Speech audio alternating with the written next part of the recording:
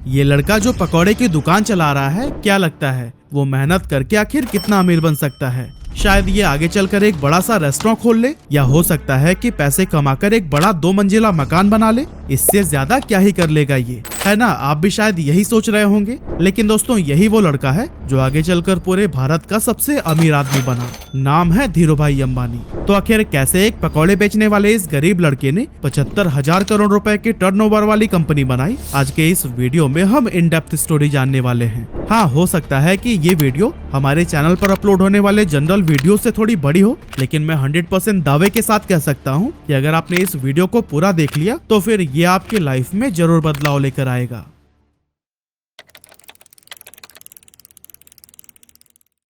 तो दोस्तों, इस कहानी की शुरुआत होती है 28 दिसंबर 1932 से, जब गुजरात के चोरवाड़ गांव के एक मिडिल क्लास फैमिली में धीरजलाल हीरालाल अंबानी का जन्म हुआ था। और यही साधारण सा दिखने वाला लड़का आगे चलकर धीरूभाई अंबानी के नाम से फेमस हुआ। इनके पिता हीराचंद गोवर्धन भाई अंबानी गांव के ही स्कूल में बच्चों को पढ़ाने का काम करते थे। और कुछ इसी तरह से जब धीरूभाई अंबानी 5 साल के हुए, तब उनका एडमिशन बहादुर खानजी स्कूल में करा दिया गया। हालांकि धीरूभाई अंबानी को पढ़ाई लिखाई से कोई खास लगाव नहीं था, फिर भी पिता के डर से न चाहते हुए भी उन्हें स्कूल जाना ही पड़ता था। अब क्योंकि हीराचंद जी के कुल 5 बच्चे थे और जैसे जैसे वो बड़े हो रहे थे, उन्हें स्कूल की सैलरी से घर चलाने में काफी प्रॉब्लम होने लगी थी।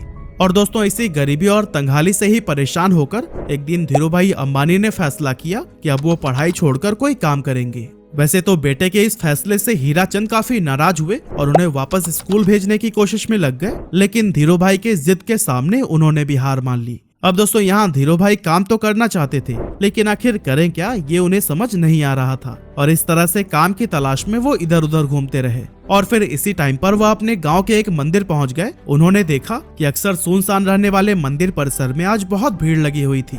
जब पता किया तो मालूम पड़ा कि यह भीड़ हर साल फरवरी के महीने में किसी प्राचीन मान्यता की वजह से लगती है। अब इतनी बड़ी संख्या में श्रद्धालुओं को देखकर धीरूभाई ने सोचा कि यहाँ खड़े खड़े इन लोगों को भूख तो लगती ही होगी, क्यों ना इस मौके का फायदा उठाकर यहाँ पकौड़े बेचे जाएं। और दोस्तों, अभी तक धीरूभाई को उनके पिता की तरफ से जो भी थोड़ी बहुत पॉकेट मनी मिलती थी, वो उसे एक गुल्लक में जमा कर देते थे। लेकिन अब उस गुल्लक को तोड़ने का समय आ चुका था।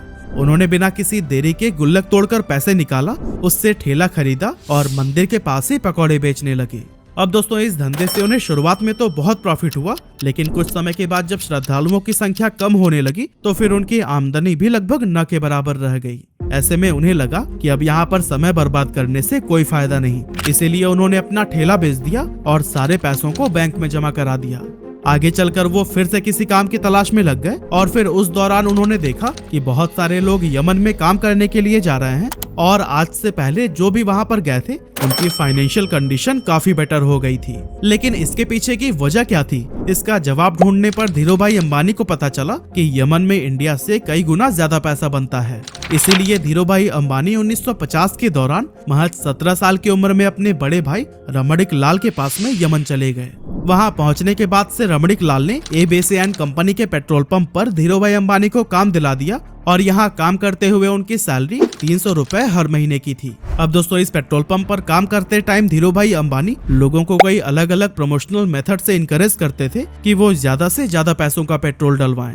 अब दोस्तों, उनके ऐसा करने की वजह से पेट्रोल पंप का रेवेन्यू काफी ज्यादा बढ़ गया और उनके काम से खुश होकर उन्हें पेट्रोल पंप का मैनेजर बना दिया गया। अब क्योंकि प्रमोशन होने की वजह से पेट्रोल पंप पर काम करने के बाद भी धीरूभाई के पास काफी टाइम बच जाता था, तो ऐसे में उन्होंने सोचा कि इस खाली टाइम में क्यों ना एक जॉब कर ली जाए। और फिर ऐसा सोचकर वो एक जगह पर क्लर्क के तौर पर भी काम करने लगे। अब दोस्तों, हम इंडियन दुनिया के किसी भी कोने में क्यों ना चले जाएं, पर अपनी चाय की आदत को नहीं बदल सकते। और धीरूभाई को भी चाय पीना बहुत पसंद था। अब वैसे तो इसके लिए उनके पास 2 ऑप्शंस थे, या तो वो रोड साइड पर 10 पैसे की चाय पिए या फिर किसी 5 स्टार होटल में 1 रुपए की। लेकिन यहाँ पर धीरूभाई ने 1 रुपए वाली चाय को ही चुना, ताकि वो चाय की चुस्कियां लेते लेते आसपास के अमीर लोगों की बातों को सुनकर ये जान सकें कि आखिर वो ऐसा क्या करते हैं कि वो इतने अमीर हैं। ऐसे ही एक दिन जब वो चाय पी रहे थे, तभी उन्होंने अपनी बगल वाली टेबल पर बैठे 2 लोगों की बातें सुनी, जिसमें एक व्यक्ति दूसरे को बता रहा था कि क्या तुम्हें पता है, हमारे यमन में जो चांदी के रियाल के सिक्के चलते हैं ना, उनमें लगी चांदी की कीमत इस रियाल से भी ज्यादा है। यानी कि 100 रुपए के सिक्कों में 110 रुपए की चांदी है। अगर कोई इसे पिघला कर निकाल ले तो फिर उसके पास पैसे ही पैसे होंगे। अब वैसे तो ये अमीर लोग इस बात को बस मजाक मजाक में कर रहे थे, लेकिन धीरू भाई ने इसे सीरियसली ले लिया। उन्होंने एक मशीन खरीदी और फिर लाखों की संख्या में सिक्कों को पिघलाना शुरू कर दिया। जैसे जैसे धीरू भाई का यह काम आगे बढ़ा, मार्केट में सिक्कों की कमी होने लगी और गवर्नमेंट भी इस बात से परेशान थी कि आखिर ये सिक्के जा कहाँ रहे हैं। और दोस्तों, जब गवर्नमेंट ने इस बात की जांच के लिए इन्वेस्टिगेशन टीम बनाई, तब धीरू भाई अंबानी का नाम सामने आया। हालांकि जब तक पुलिस उनके ठिकाने पर पहुंचती, धीरू भाई सारे पैसे इकट्ठा करके वहां से इंडिया निकल चुके थे। ये साल था 1958 का, जब धीरू भाई वापस अपने घर पहुंचे और जब उनके पिता ने यह सुना कि वो नौकरी छोड़कर आए हैं, तो वो काफी ज्यादा नाराज हुए। रिश्तेदारों ने भी काफी क्रिटिसाइज किया, लेकिन फिर भी उन्होंने किसी की भी बातों पर ध्यान नहीं दिया। दोस्तों, यमन से वापस आकर कुछ समय गांव में बिताने के बाद उन्होंने कोकिला बहन से शादी कर ली और फिर उसके बाद अपना बिजनेस स्टार्ट करने के लिए मुंबई चले गए। 1958 में ही उन्होंने 50,000 रुपए की पूंजी के साथ रिलायंस कॉमर्शियल कॉर्पोरेशन नाम से ऑफिस खोला और मसालों का व्यापार करने लगे। कुछ समय के बाद उन्हें पता चला कि मसालों की बजाय अगर सूत का व्यापार किया जाए तो उससे ज्यादा फायदा होगा, लेकिन प्रॉब्लम ये थी कि उनके पास इस व्यापार के लिए पर्याप्त पैसे नहीं थे। इसीलिए उन्होंने अपनी कजन चंपकलाल दमानी के साथ मिलकर व्यापार करने का सोचा, जो पहले उन्हीं के साथ यमन में रहा करते थे। लेकिन जब उन्होंने इस इंडस्ट्री में एंटर करने की ट्राई की, तब उन्हें पता चला कि यहाँ पर व्यापारियों ने एक यूनियन बना रखा है और वो सभी मिलकर किसी भी नए व्यापारी को इस इंडस्ट्री में एंटर नहीं होने देते हैं। और अगर किसी को एंटर करना भी है तो उससे पहले यूनियन के लीडर से परमिशन लेनी पड़ती है। इस तरह से एक नए फील्ड में उतरना धीरूभाई अंबानी के लिए काफी चैलेंजिंग हो गया था। हालांकि काफी मेहनत मशक्कत के बाद उन्हें ये परमिशन तो मिल गई, लेकिन इसके बाद उन्हें पता चला कि वो जिन फैक्ट्री से सूत खरीद रहे थे उन्होंने भी एक यूनियन बना रखा है और जिन्हें फाइनल प्रोडक्ट बेचा जाता था उनका भी एक अलग यूनियन है। इस तरह से ये सभी मिलकर इन बीच के ही व्यापारियों को लूट रहे थे, क्योंकि एक तो फैक्ट्री वाले सूत महंगे में सेल कर रहे थे और दूसरी तरफ खरीदार उसे सस्ते में ले रहे थे। बीच में नुकसान हो रहा था धीरू भाई और उनके जैसे कई सारे व्यापारियों का। ये सब देखने के बाद धीरू भाई ने एक बहुत बड़ा स्टेप लिया और अपने यूनियन के सभी मेंबर्स को इकट्ठा करके यह डिसाइड किया कि हम सब फैक्ट्री से सस्ते में माल उठाएंगे और महंगे में बेचेंगे, ताकि हमें भी अपने हक का पूरा प्रॉफिट मिल सके। हालांकि ऐसा करने पर मुंबई के कई बड़े व्यापारी नाराज हो गए और इसीलिए उन्होंने एक आईएएस ऑफिसर को पैसे खिलाकर उस जगह पर ताला लगवा दिया जहां पर खरीदारी के लिए बोली लगाई जाती थी। लेकिन दोस्तों, धीरूभाई अंबानी का दिमाग भी किसी से कम थोड़ी था। उन्होंने जब गोदाम में ताला लगा देखा तो अपना विरोध जताने के लिए यूनियन के मेंबर्स के साथ मिलकर अपना सारा माल उसी आईएएस ऑफिसर के घर के सामने रखवा दिया। अब कुछ ही घंटों में उस आईएएस ऑफिसर के घर पर बड़े ऑफिशियल्स आने वाले थे और अगर वो घर के सामने बिखरी हुई बोरियों को देख लेते तो फिर उन्हें आईएएस के हरकतों का पता लग जाता। इसी वजह से अपनी नौकरी को बचाने के लिए कुछ ही मिनटों के अंदर उस आईएएस ऑफिसर ने ताला खुलवा दिया और धीरूभाई समेत उन सभी व्यापारियों का कारोबार फिर से चल पड़ा। अब दोस्तों, इसके कुछ साल के बाद तक तो सब कुछ सही चल रहा था, लेकिन फिर चंपकलाल दमानी और धीरूभाई अंबानी के बीच में डिस्प्यूट होने लगी। असल में दोनों का बिजनेस माइंडसेट बहुत ज्यादा अलग अलग था, इसीलिए 1965 में चंपकलाल दमानी ने पार्टनरशिप खत्म करने की सोची और फिर दोनों अलग हो गए। 1966 में धीरूभाई अंबानी ने गुजरात के नरोदा में टेक्सटाइल मिल शुरू की और फिर यहाँ से उन्होंने कभी भी पीछे मुड़कर नहीं देखा।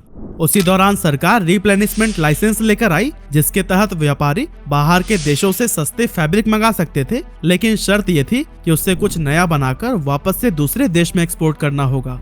यहाँ पर धीरूभाई अंबानी ने चालाकी दिखाते हुए अपनी सारी सेविंग से विदेशी फैब्रिक खरीद लिया और फिर उससे तरह तरह के आउटफिट्स जैसे कि टी शर्ट, शॉल और शॉर्ट्स बनाने लगी। इस नए कारोबार के लिए ब्रांड नेम रखा गया था विमल, जो कि उनके बड़े भाई रमणीकलाल अंबानी के बेटे विमल अंबानी के नाम पर रखा गया था। अब मशीनें लग चुकी थी, कपड़ों का प्रोडक्शन भी भारी मात्रा में कर लिया गया था, लेकिन उन्हें बाजार में उतरने से रोकने के लिए दूसरे टेक्सटाइल मालिकों ने एक चाल चली।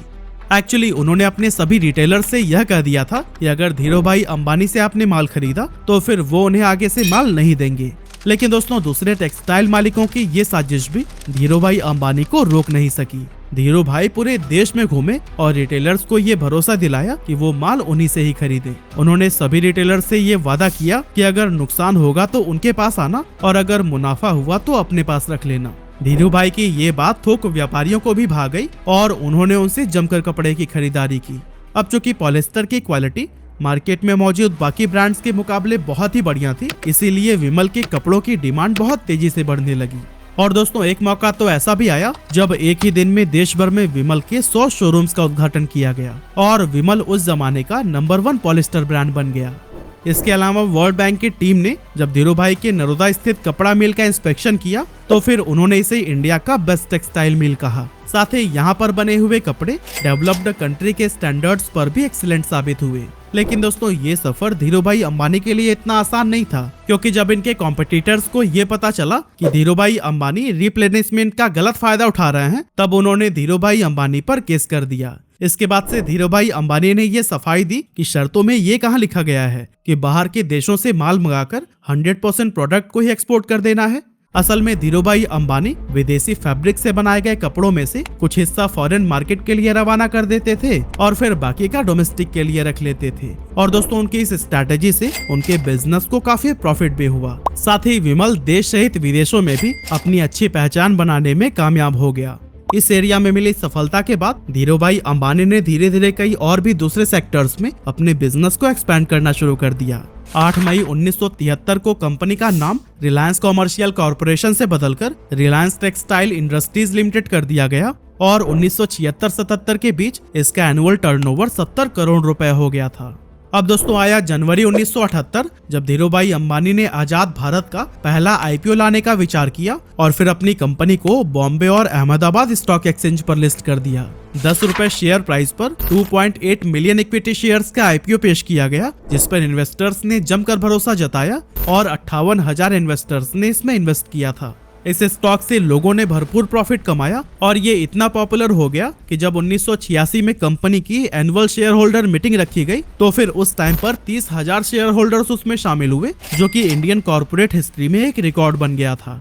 कमाल की बात तो ये थी कि उस टाइम पर बॉम्बे में एक भी ऐसा हॉल नहीं था जो कि इतने लोगों की कैपेसिटी को होल्ड कर सके। इसी वजह से इस मीटिंग को एक मैदान में ऑर्गेनाइज किया गया था। 1980 में धीरूभाई अंबानी ने महाराष्ट्र के पाताल गंगा में पॉलिस्टर फाइबर धागे का कारखाना खोला और काफी कोशिशों के बाद तेल के उत्पादन के लिए भी सरकार से लाइसेंस हासिल कर ली। इस तरह एक टाइम पेट्रोल पंप पर काम करने वाले धीरूभाई अंबानी की अपनी खुद की ऑयल प्रोडक्शन कंपनी हो गई। इसके बाद आया 16 फरवरी 1986, जब धीरूभाई को पहला हार्ट अटैक आया। एक्चुअली उन्होंने अपने बेटे मुकेश अंबानी को बताया कि उनकी पीठ में काफी तेजी से दर्द हो रहा है और इससे पहले कि उन्हें हॉस्पिटल लेकर जाया जाता वो अनकॉन्शियस हो गए थे। अब जब मुकेश अंबानी उन्हें लेकर अफरा तफरी में हॉस्पिटल पहुंचे तो डॉक्टर्स ने कहा कि अगले 42 घंटे इनके लिए बहुत ज्यादा क्रिटिकल हैं। लेकिन दोस्तों इतनी सीरियस हालत होने के बावजूद होश आते ही उन्होंने अपने बेटे को देखते हुए कहा, तुम परेशान मत होना बेटा, मैं सब ठीक कर दूंगा। इस स्ट्रोक के बाद से धीरूभाई अंबानी का एक हाथ पैरालाइज हो गया था, लेकिन धीरूभाई अंबानी ने डिसाइड किया कि ये उनकी कमजोरी नहीं बनेगा। इसीलिए लगातार 3 महीनों तक उन्होंने खूब एक्सरसाइज की, डाइट पर पूरा ध्यान दिया और लाइफस्टाइल में बदलाव किया। इसका असर ये हुआ कि धीरूभाई का हाथ पहले से काफी ठीक हो गया। अब दोस्तों आगे चलकर धीरूभाई अंबानी एक ऐसे गोल्डन एरा में एंटर हुए जब इनके बिजनेसेस कई सारे सेक्टर्स में तेजी से एक्सपेंड होने लगे। एक्चुअली 1992 में धीरूभाई अंबानी ने वो करके दिखाया जो कि उस समय की बड़ी बड़ी इंडियन कंपनीज ने सपने में भी नहीं सोचा था। असल में इस साल कंपनी ने ग्लोबल मार्केट से भी फंड जुटाना शुरू कर दिया और ऐसा करने वाली रिलायंस देश की पहली कंपनी बन गई थी। साल 1995-96 में धीरूभाई अंबानी ने 9X USA के साथ मिलकर अपनी telecom company Reliance telecom private limited की भारत में शुरुआत की। इसके बाद से 1998 से 2000 के दौरान धीरूभाई अंबानी ने दुनिया के सबसे बड़े रिफाइनरी पेट्रोकेमिकल्स को गुजरात के जामनगर में ओपन किया। और दोस्तों इस टाइम तक धीरूभाई अंबानी का इतना बड़ा नाम हो गया था कि उन्हें देश सहित विदेशों में भी पॉपुलैरिटी मिलने लगी थी। ये पॉपुलैरिटी तब और भी इंक्रीज हो गई जब साल 1996, 98 और 2000 यानी कि 3 साल उन्हें एशिया वीक मैगजीन ने power 50 most powerful people in Asia की लिस्ट में शामिल किया था। ये इंडिया के लिए बहुत ही गर्व की बात थी और इससे भारत के पोटेंशियल्स के बारे में बाकी के देशों को भी अंदाजा होने लगा था। इतना ही नहीं, 15 जून 1998 को धीरूभाई अंबानी पहले इंडियन बने जिन्हें बेहतरीन लीडरशिप के लिए the Wharton school university of Pennsylvania की तरफ से डीन्स मेडल से नवाजा गया था। इसके अलावा 1999 में धीरूभाई अंबानी को बिजनेसमैन ऑफ द ईयर के अवार्ड से भी सम्मानित किया गया और 2001 में द इकोनॉमिक टाइम्स ने इन्हें लाइफ टाइम अचीवमेंट का अवार्ड दिया। और दोस्तों कहते हैं कि ये सब अवार्ड और सम्मान भले ही सिर्फ धीरूभाई अंबानी को मिले, लेकिन उनकी इस सफलता के पीछे उनकी वाइफ कोकिला बेन का भी पूरा हाथ था। एक्चुअली जब धीरू भाई अंबानी मुंबई शिफ्ट हुए थे तब उन्होंने कोकिला बहन को इंग्लिश सीखने के लिए कहा था ताकि व्यापार में वो भी उनकी मदद कर सके। इसके अलावा धीरू भाई अंबानी जब भी कोई नया काम शुरू करने जाते थे तो फिर उस पर कोकिला बहन का विचार जरूर मांगते थे। और दोस्तों इसी तरह के सपोर्ट और मेहनत का ही नतीजा है कि मसाले और पॉलिस्टर बेचने से शुरुआत करने वाले धीरू भाई अंबानी साल 2000 तक देश के सबसे अमीर लोगों में शुमार हो चुके थे। उन्होंने 350 स्क्वायर फीट के कमरे से अपने बिजनेस की शुरुआत की थी और फिर देखते ही देखते रिलायंस देश की टॉप कंपनीज में गिनी जाने लगी। कहा जाता है कि अपने सपने को पूरा करने के लिए अंबानी बेहद डिसिप्लिन्ड लाइफ जीते थे। उन्होंने अपने काम करने के घंटे भी तय कर रखे थे और कभी भी 10 घंटे से ज्यादा काम नहीं करते थे। लेकिन पहले हार्ट अटैक के बाद से उनकी तबीयत लगातार खराब रहने लगी थी, जिसके चलते उन्हें हर थोड़े दिनों में ही हॉस्पिटल्स का चक्कर लगाना पड़ता था। लेकिन दोस्तों फिर आया 24 जून 2002 का वो दिन जब धीरू भाई अंबानी को फिर से एक डेडली स्ट्रोक आया और उन्हें मुंबई के ब्रीच कैंडी हॉस्पिटल में एडमिट कराया गया। यहाँ पर डॉक्टर्स ने बहुत कोशिश की लेकिन लगातार ट्रीटमेंट के बाद भी उनकी हालत में कोई सुधार देखने को नहीं मिला और इसी वजह से आखिरकार 6 जुलाई 2002 को 69 साल की उम्र में उन्होंने दुनिया को अलविदा कह दिया और अरबों का साम्राज्य अपने बेटों के लिए छोड़ गए। जिस समय उनकी मृत्यु हुई थी उस समय कंपनी का टर्नओवर 75,000 करोड़ रुपया हो गया था और ग्लोबल फॉर्चून 500 लिस्ट में भी रिलायंस ने अपनी जगह बना ली थी। कमाल की बात तो यह है कि इतनी दौलत और शोहरत हासिल करने के बाद भी उन्होंने एक बहुत ही साधारण जीवन जिया और अपनी रूट्स को कभी नहीं भूले। एक मामूली से पकौड़े बेचने वाले के लिए जीरो से शुरुआत करके कई पीढ़ियों तक चलने वाला एक साम्राज्य खड़ा करना ऑलमोस्ट इम्पॉसिबल था, लेकिन धीरू भाई अंबानी ने यह काम करके दिखा दिया।